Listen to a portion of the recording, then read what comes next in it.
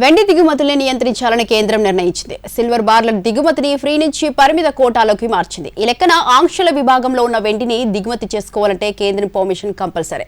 దీనివల్ల దిగుమతులు కంట్రోల్లోకి వస్తాయని భారత సర్కార్ భావిస్తోంది.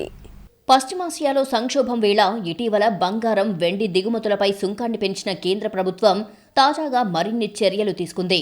వెండి దిగుమతులపై ఆంక్షలు విధించింది. స్వేచ్ఛా విధానం నుంచి పరిమిత విధానానికి సవరించింది. ఈ నిర్ణయం తక్షణమే అమల్లోకి వస్తుందని విదేశీ వాణిజ్య విభాగం నోటిఫికేషన్ ఇచ్చింది. ఆంక్షల విభాగంలో ఉండే వస్తువులను దిగుమతి చేసుకోవాలంటే తప్పనిసరిగా ప్రభుత్వ లైసెన్స్ పొందాల్సి ఉంటుంది.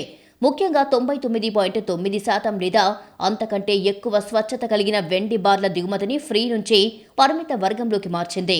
ఫ్రీ అంటే ఎటువంటి ప్రత్యేక అనుమతులు లేకుండా దిగుమతి చేసుకోవచ్చు.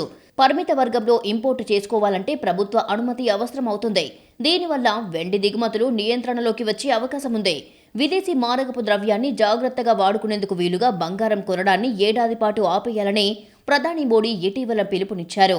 ఈ క్రమంలోనే బంగారం, వెండి దిగుమతులను నియంత్రించేందుకు చర్యలు చేపట్టిన ప్రభుత్వం ఈ రెండు లోహాల దిగుమతులపై సుంకాన్ని 6 నుంచి 15% పెంచింది.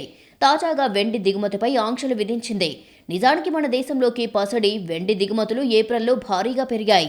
పసడి దిగుమతులు 81.69% పెరిగి సుమారు 52,000 కోట్లకు చేరుకున్నాయి. వెండి దిగుమతులు 157.16% వృద్ధితో దాదాపు 3,800 కోట్లకు చేరాయి. 2025-26 మొత్తం మీద $71.98 బిలియన్ బంగారం దిగుమతి అయ్యింది. 2024-25 కంటే విలువ పరంగా ఇది 24% అధికం. ఇక 2025-26లో వెండి దిగుమతులు 150% వృద్ధితో $12 బిలియన్ చేరుకున్నాయి. మొత్తంగా ఈ రెండు లోహాల ప్రవాహానికి అడ్డుకట్ట వేసి దేశ ఆర్థిక పరిస్థితిని సమతుల్యం చేయడం కోసం కేంద్రం దిగుమతులపై కఠిన చర్యలు తీసుకుంది.